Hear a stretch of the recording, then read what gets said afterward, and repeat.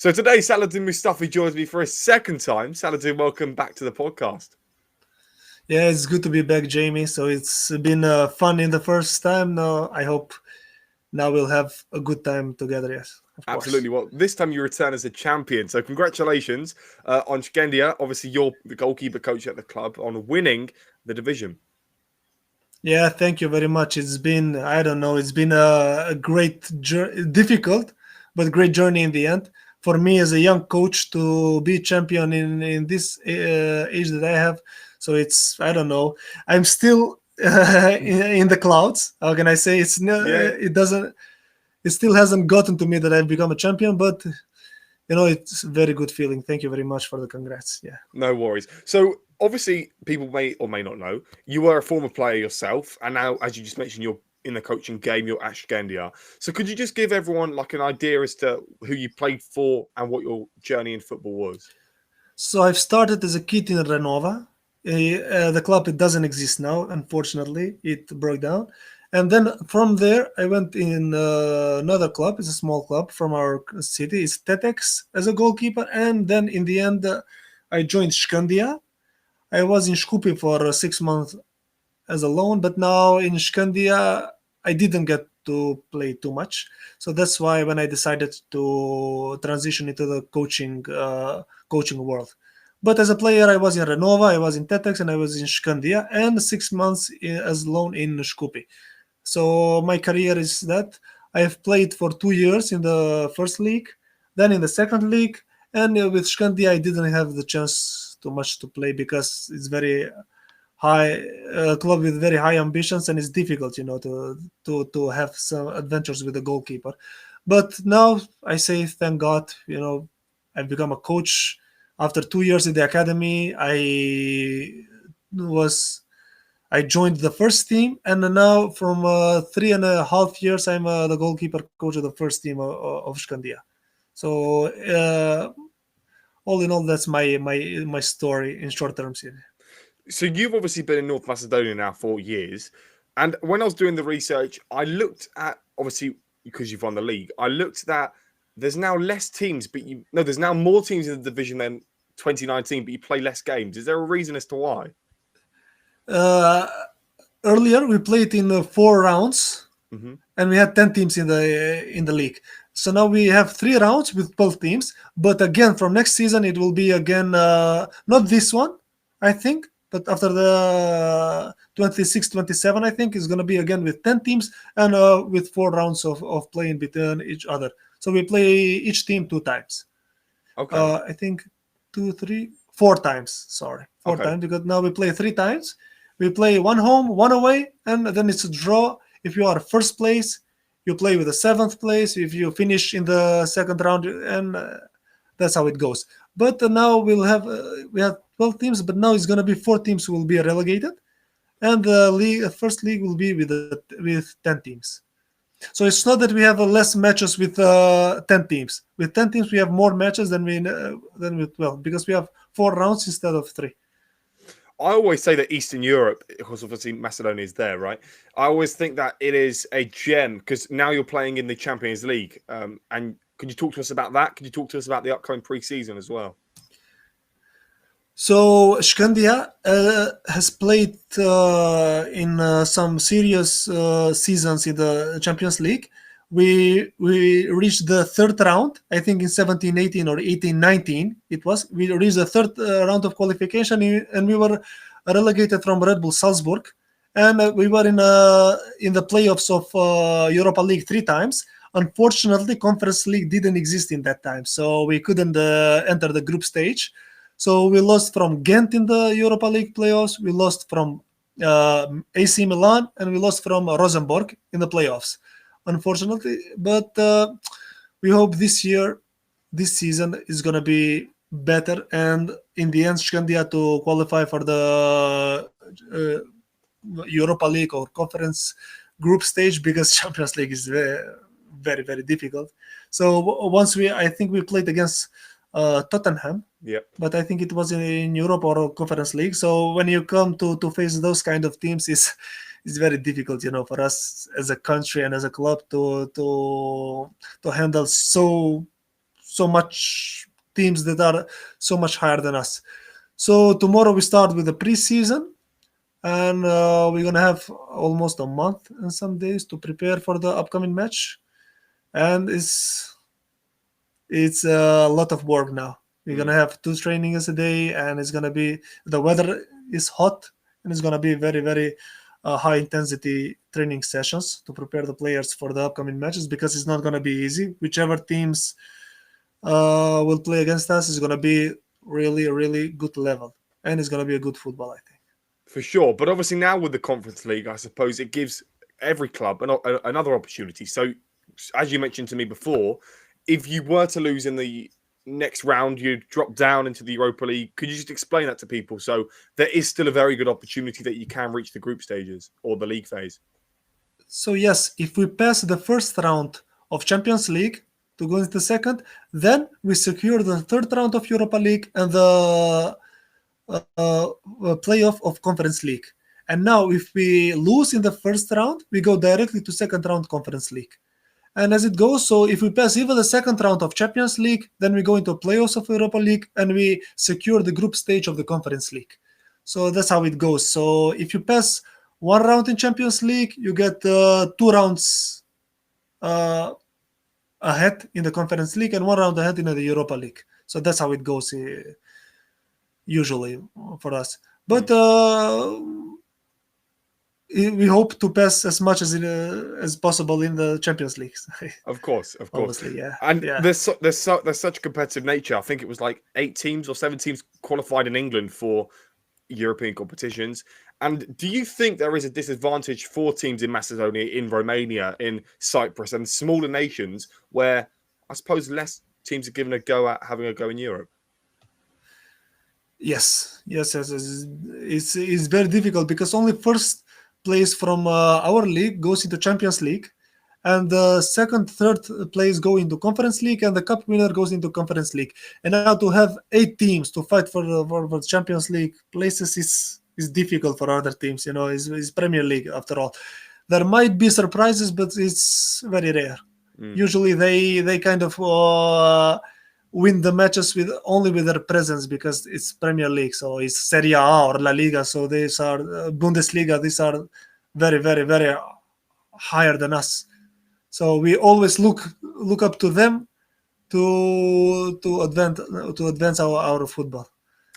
And obviously you finished first, but it was only by 3 points. So was there ever in this season, because obviously you're being pushed by such a good team, was it ever like a problem where you were looking behind your shoulder and thinking we might not make it over the line? Oh yes, of course. During the season, you have so many ups and downs, and sometimes you think we win this match, and we look at the other team, they won the match again, and we say, what's going on? When are we going to split from them? So we started well. We had some difficulties. Then the mid-season, in mid-season, we were with same points, 3 teams. Then after the second half of the season, we started very well, and we kept that difference up until the end. 2 teams withdrew from the league. They had some troubles, so that made it a bit easier for us. But in the last match, it was just we were all thinking about the ceremony, about how we will raise the cups, how we will celebrate. So that's why we lost mostly the match, because had that been a decisive match, I don't think we would lose it. And the difference would be 7 points, I think. But now with 3 points, I think it was good, but it was difficult season, very difficult season. It was equal league. It's not that we had some teams that were relegated from the beginning. All teams fought until the end for first place, for European places, and for relegation. The battle for relegation especially was very, very fierce. And in the end, it was worth it. But the road was very difficult. And as it always is, because it's not easy to become a champion. Of course it's not. So on that game where you did go ahead and win, it would have been the second to last game, I believe. So could you talk to us about the emotion going into the game? Did any players, did you communicate with them, and were any of them quite nervous to go out on the pitch? Yes, very. It's very difficult, very high pressure, because our team is it has a lot of pressure, because we are expected to win every match, and not just win. When I say win, to win, how to say it, 3-0, 4-0, do not have doubts about the win.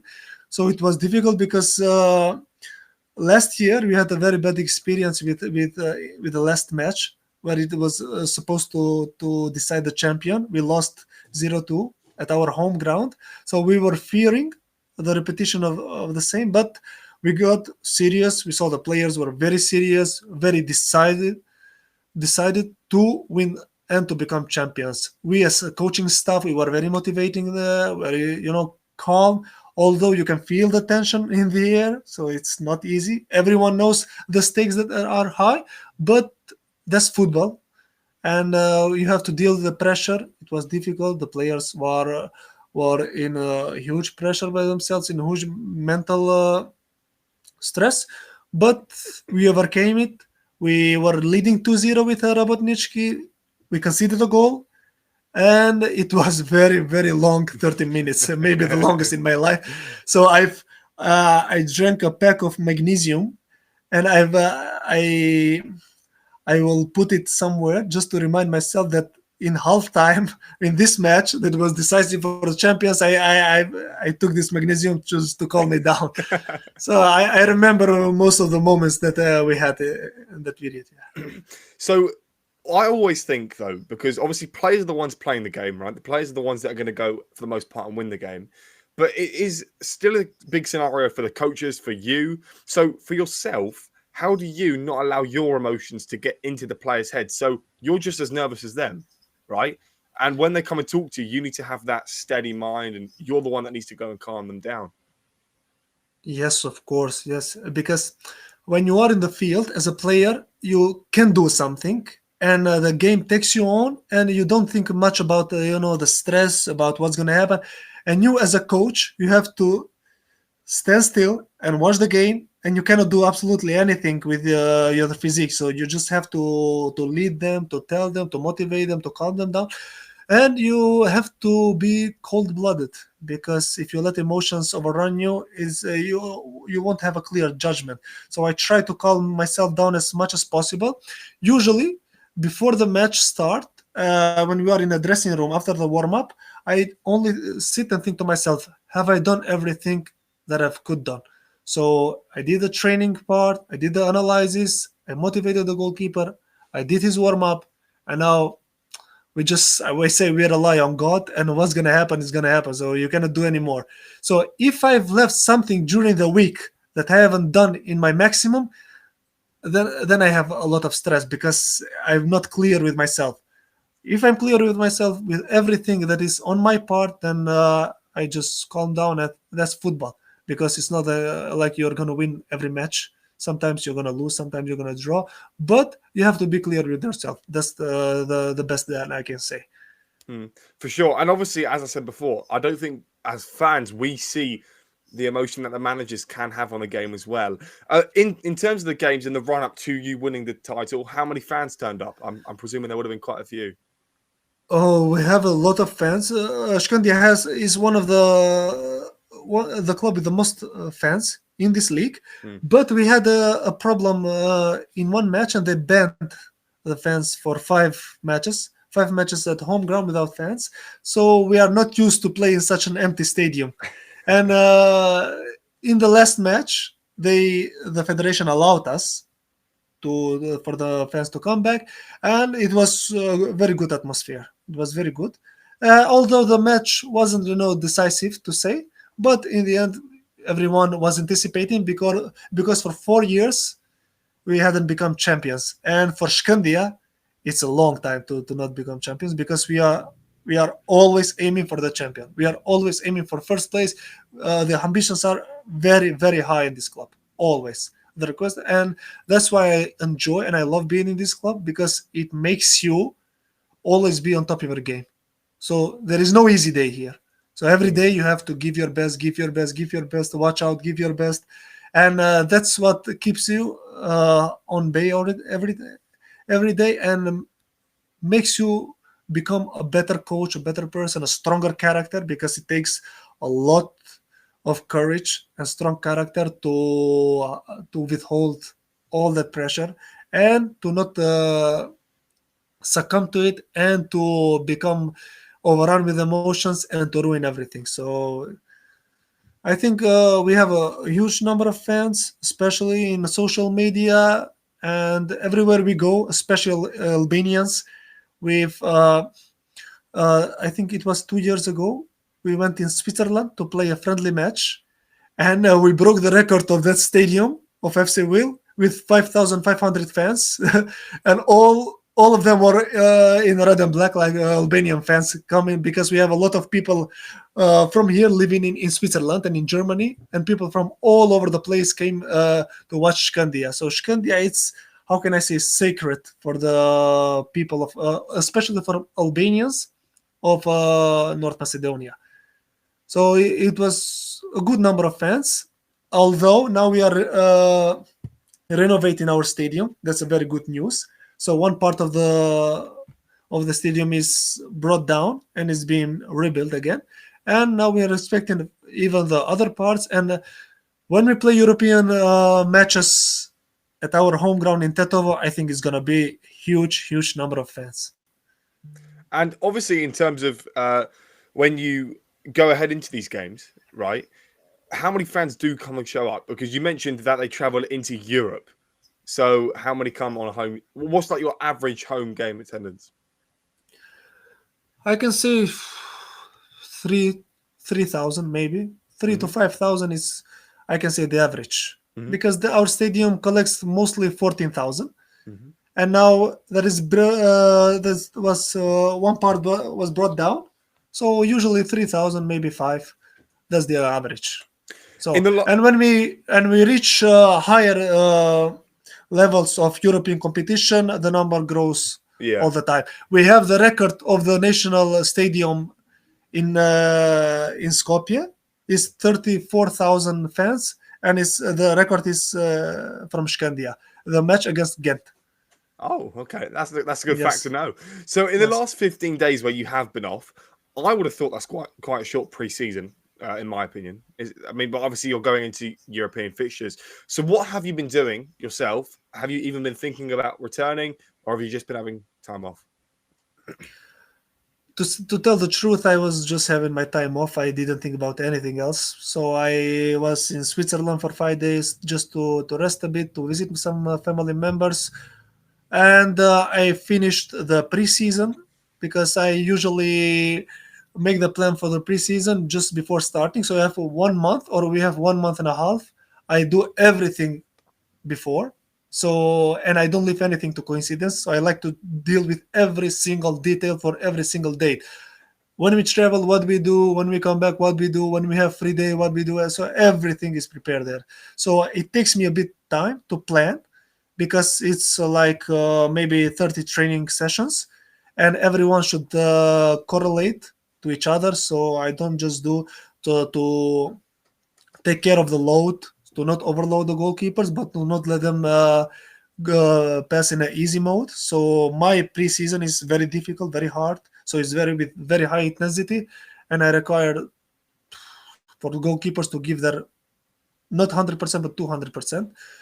And that's what I've been doing, but mostly at home with my family, enjoying doing some stuff at home. So that's it overall. I didn't have some exciting holidays. I didn't go to sea to the beach, but I've forgotten when I've been to the beach for the last time. So Yeah. in terms of the goalkeepers that you have at your disposal going into this new season, I remember the last time you told me that I think you had, is it 3 or 4 you have? For the moment, we have three with the first team and one from the academy. And as we talked for the last time about the young goalkeepers that should be advanced from the academy, and we had, after 20 years in Shkendija, we had the goalkeeper in a starting position, a goalkeeper from our academy, Astrid Amzai. After 20 years, we have the goalkeeper from the academy, and we become champions with that goalkeeper. So for me personally, and for the club, it was a very huge achievement. So to have your own goalkeeper, and with that goalkeeper to become champions. So I'm very proud of it. Of course. So going back into this, have you been in contact with any of the players? And going back into pre-season tomorrow, Are you eyeing up anything that perhaps one of the other goalkeepers may get a shot this season? So for the moment, we don't have anything else. We have the goalkeepers that we have now. They are all under contract, so we are going with them up until the end, and we'll see their plans, what they have like objective for this season. I haven't talked to anyone. Usually, when we are in days off, I don't like to bother them too much because I bother them every day. So I like to give them a bit of peace. Yeah. That's a good way to think about it, to be fair. So Yeah. obviously you've got, is it UEFA B goalkeeping license? Yes, I have And you, UEFA B, the general license, and yeah. UEFA B goalkeeper specialized license. And is there any ideas as to if or when you're going to get are you going to aim for the pro license, the A licenses? For the goalkeepers, it's up to UEFA A goalkeeper license. So Mhm. I'm aiming at that. I'm Yeah. waiting for the federation to open the course. They've promised us that it's gonna be soon, so I'm waiting for that, and I hope to get that. And that's the top of the licenses for the goalkeeper coach.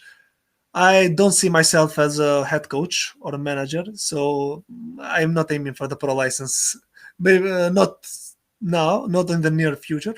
You never know, but I don't like the work of the head coach. I enjoy the goalkeeping work too much, so I I hope always to have that opportunity. I always think that with like goalkeepers and goalkeeper coaches, it's like you have your own team. You have the team, but then you've got your own like away. It's like the goalkeepers, right? And it's like your own private communication system and things like because you're obviously working with them all the time, away from the midfielders, the defenders, and the other coaches. Yes, we are a group inside a group. So we Yeah, have like some. I say we are the Ministry of Defense because we protect the goal, and we usually have our own microcycles of trainings, our own system of training because it doesn't correlate with the team. We only join the team when they have to play football. Sometimes in possession, sometimes when they play football, and in finishing. So usually, but most of the time I keep the goalkeepers with me, and we have our own style of communication, our own style of training, and to be a goalkeeper, it's something off in football because everyone plays with their foot. They want to score, and the fans want to see goals. But in the other hand, you are there to stop the goals. So, so the goalkeeper position is a specific position. It's difficult. It's difficult, but you have to do it and you have to love it. And as Buffon said, I've read somewhere you have to be crazy to become a goalkeeper because you yes, know you are going to concede a goal. It's not like you're gonna keep a clean sheet your whole life. So eventually you're gonna concede the goals. of course. So obviously, in your early days playing football, you did manage. I believe you played in Europe. Is that right? You played in the Europa League. No, in group stages, no. No, Me but myself, I played only in qualifications. Yes, yes. first round qualifications in Europa League. Yes, And obviously, I it think wasn't a very good experience. That's why I don't want to to remember that. Yeah. but it was an experience of playing in Europe, though, right?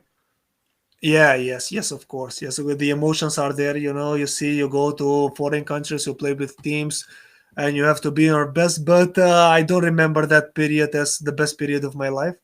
So that's why I don't like to recall it. So when you become a coach, especially when you go in licensing, they say you close down that chapter as a player. As a coach, is absolutely a new chapter, and it doesn't have to do anything with what you've experienced as a player. So yes, I've experienced playing in Europa League. I was with Shkendija in Champions League qualification, in Europa League qualifications. Although I didn't play, I was as a player. But the that's why it's the best competition in the world because you get those emotions, just the feeling of playing in Champions League, just the media, the fans, and everything. You are in the center of attention, so it's. I don't know how to explain. You have to feel it yourself. Being a young manager, as you are, or goalkeeper coach, what is that like? Because obviously, I believe that you've got a great career ahead of you. You're at a very good club, and you're still very young. So I think the ceiling's the limit, right?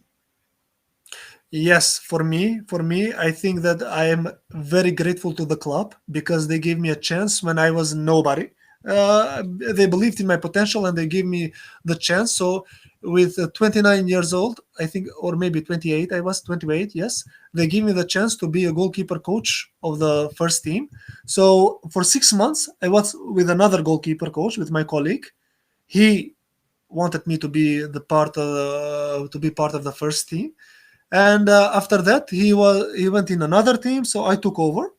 And for 3 years in this age, it's very good. I am in the best club possible, and I think that maybe the future will bring even brighter days. Why not to be with Shkendija for a long time, or to be on a top level club? Why not? But being in Shkendija is an honor because I'm from the same city. Being a young coach has its own challenges because you don't have the experience. You face many situations for the first time. So especially in the managing part, it's difficult up until you get to that point when you face the same situation twice and you know how to react.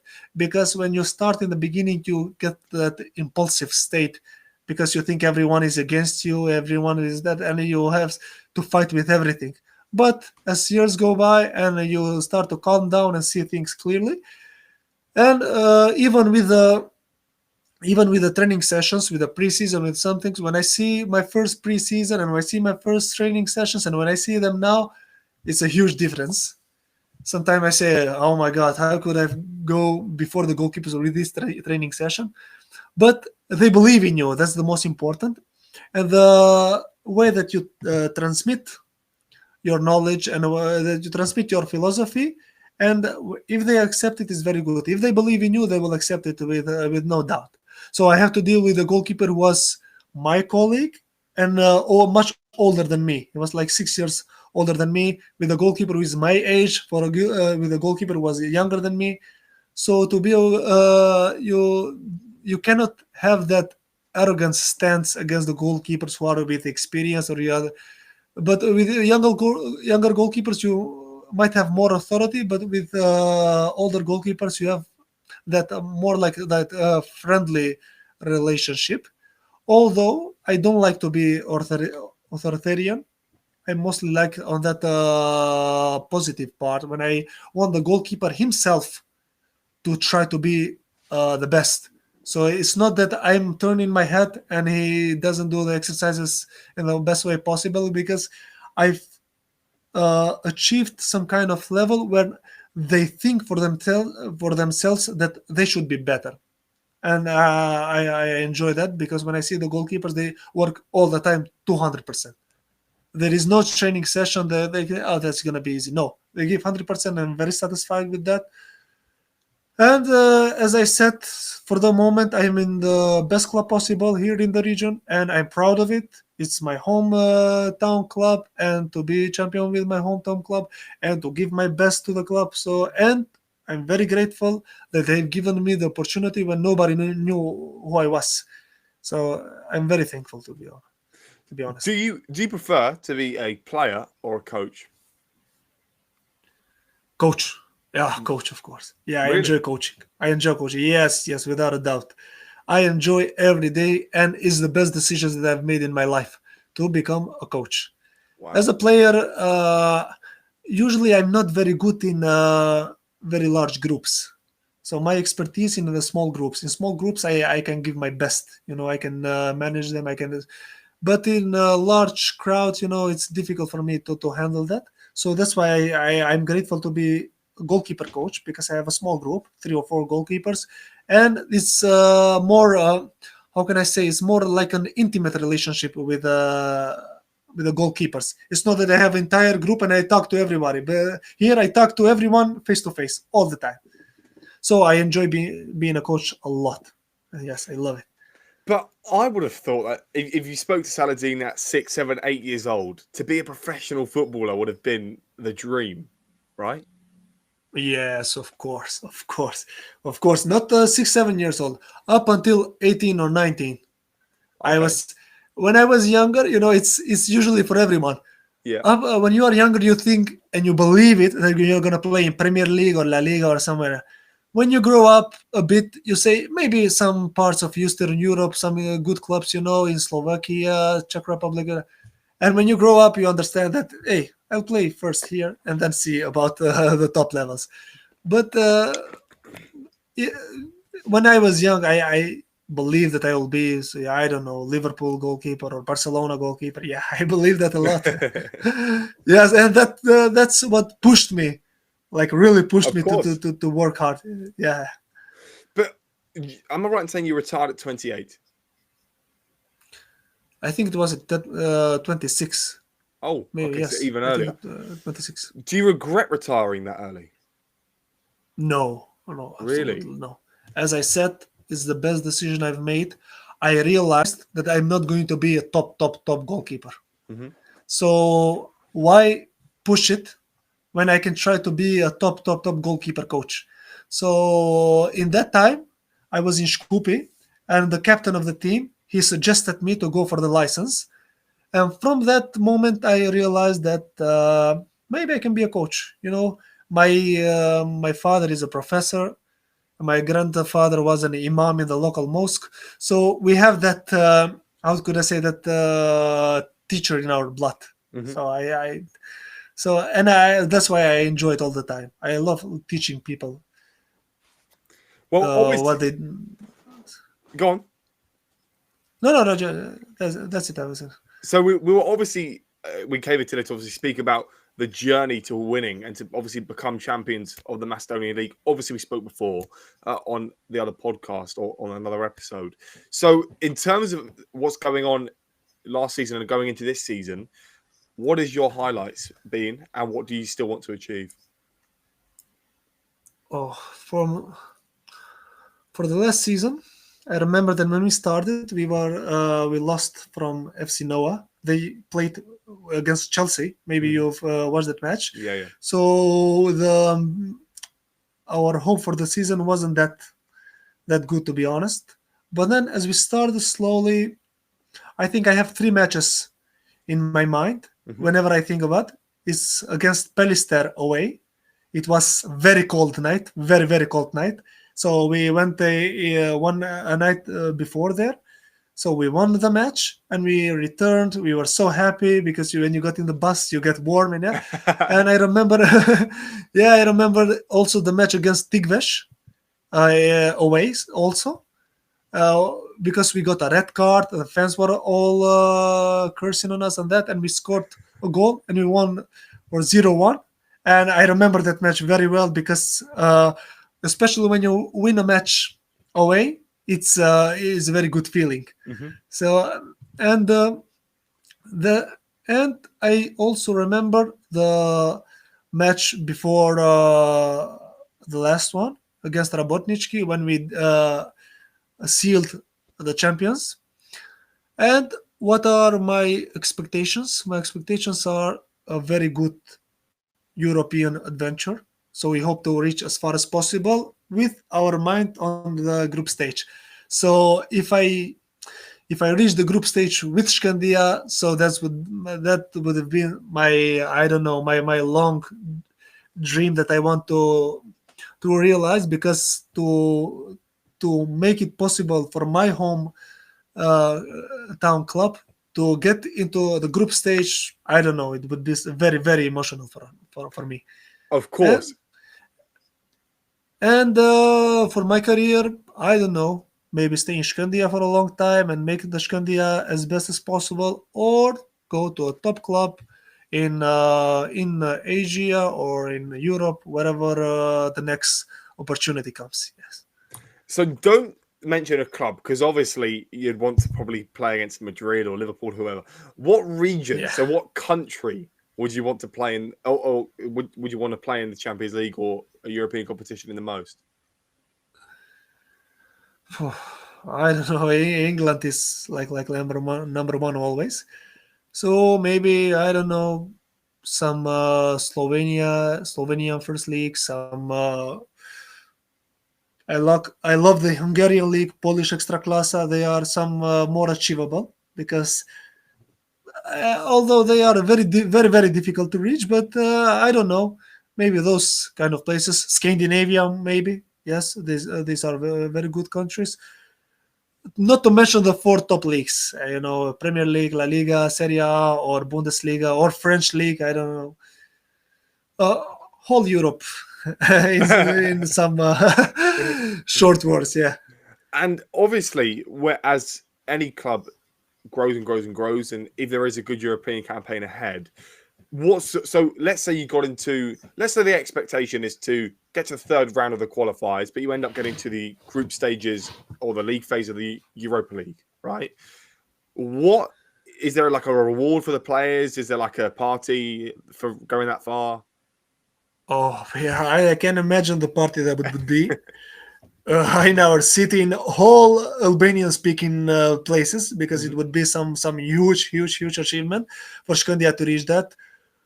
For the players, it would be the best benefit of their lives, because you'll have a lot of opportunities, a lot of financial gains, and the privilege and the prestige that you get to getting into group stages with a team that is not, for example, from the top leagues of Europe. So I cannot describe it, to be honest. I just want to feel it. Then after that, I'll talk to you again and explain the emotions. Yeah, that's good. Good. Come back on for sure. Well, Yeah. Saladin, that's all I have for you today, and I really appreciate you coming on. Unless you have anything more, then I think that has been a great interview. Yeah, I have to thank you for taking care of me, because you always write to me, how is it going? Congratulations to me for following our club. So it's very good to put us on the spotlight in English, for English people to see us and to hear from us. What do we have to offer? Because when you hear stories from around the world, it's interesting, because every story is different. So I have to thank you for calling me in these interviews. So it's a pleasure for me always to be part of these challenges that you have, and I always be here, even if I reach Liverpool. So I'll Good. take you with me there. Amazing. Thank you very much, Saladin. Yeah. Thank you to Jamie, and I hope to see you again soon.